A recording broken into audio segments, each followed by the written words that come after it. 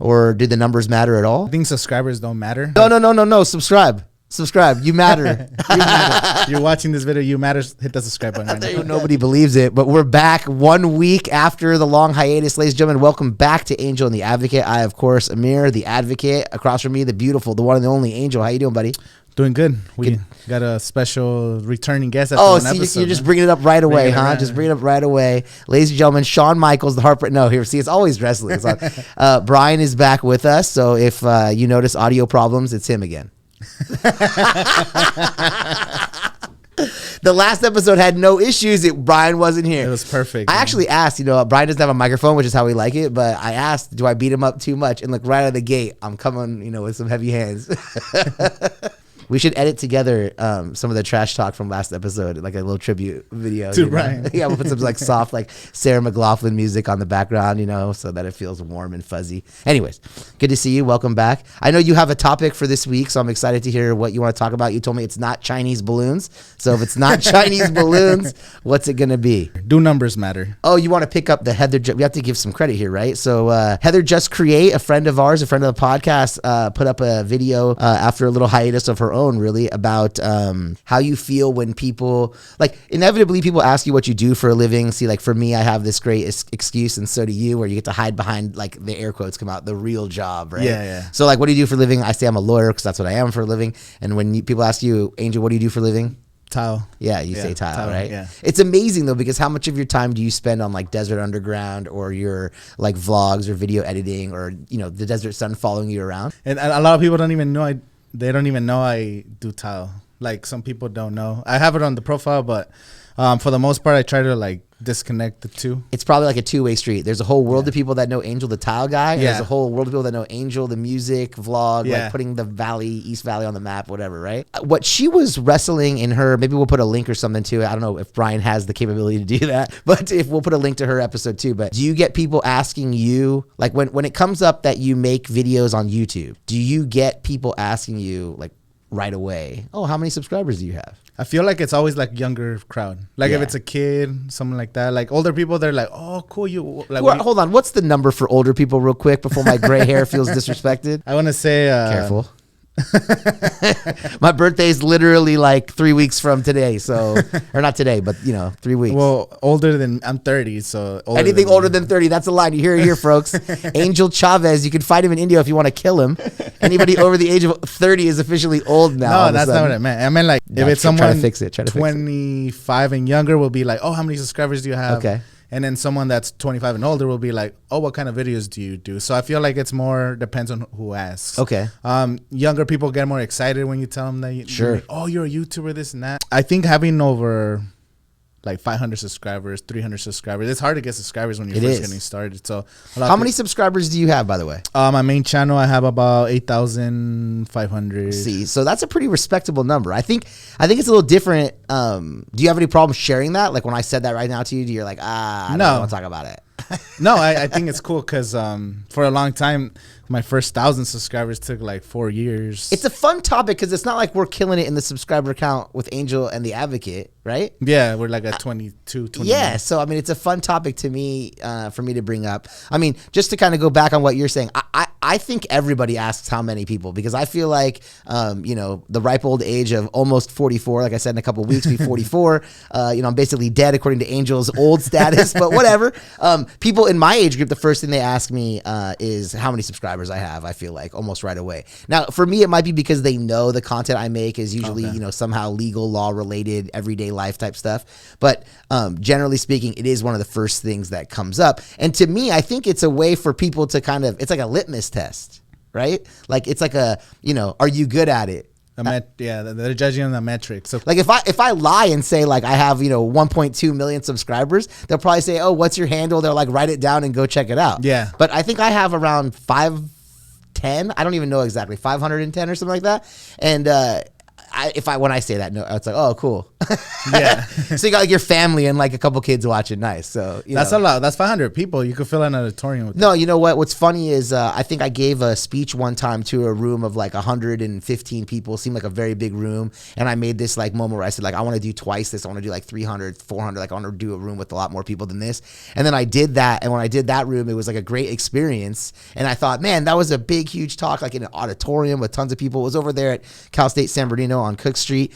And, it was... What was the talk like for school? Or like it was for, oh man, what's the name of the program? It was for like kids that are local Valley students that are receiving scholarships as they go off to college. Okay. And so I was like the keynote speaker on one of the closing nights. There was like a 2-night event.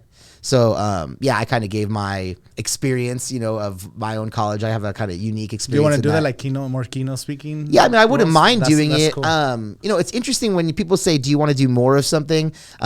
Sure. Would I do more of it? Sure. Do I want to close the law practice and travel the country giving Just keynotes?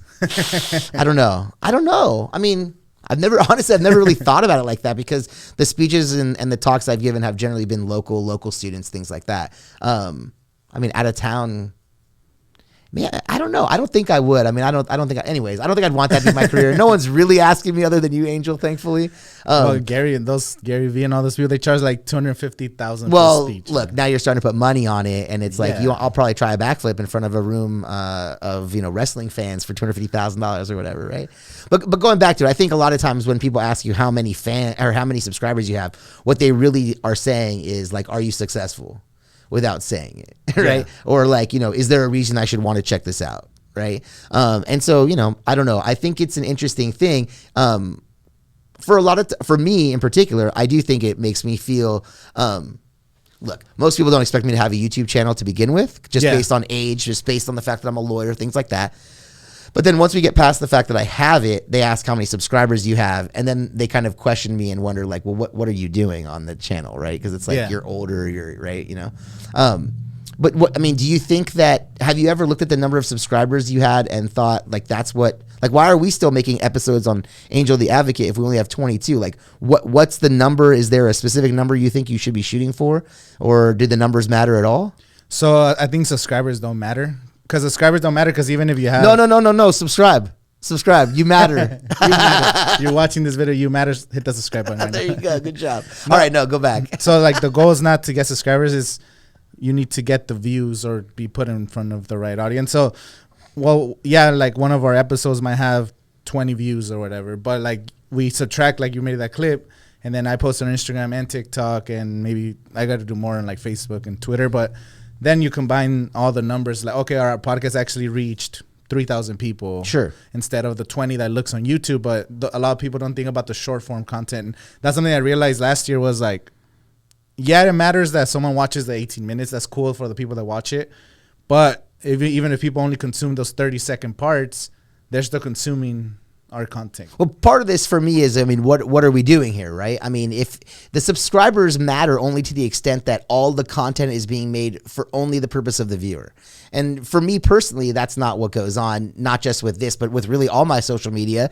My profession, Tile maybe has a little more creativity, but as a lawyer, it's not very much a creative type profession. Now, there's ways you can articulate it to make it sound creative. Obviously, there's strategy and decisions that get made when it comes to negotiating or, with litigating cases and things like that. I'm not trying to minimize the importance or the expertise involved with being a lawyer, but it's not like painting a painting or sculpting, right? It's not like artistry in that traditional sense. And I look at social media and I look at even this podcast. This is just a completely different thing from what I'm generally doing. Like I was in a shirt and tie earlier today, right? I had a court appearance where they require you to be on video and you have to dress like you're there. I think it's kind of silly, but no one asked me. Do you shout out the podcast? Like, I don't, by the way, subscribe to I definitely don't shout out anything in court just for purposes of, court. But no, so to say, like, talk about, going from a courtroom, shirt and tie, right? The whole formality as deep as that can get, then writing a written summary to the client, explaining what happened today in court. Like those are the tasks of a lawyer.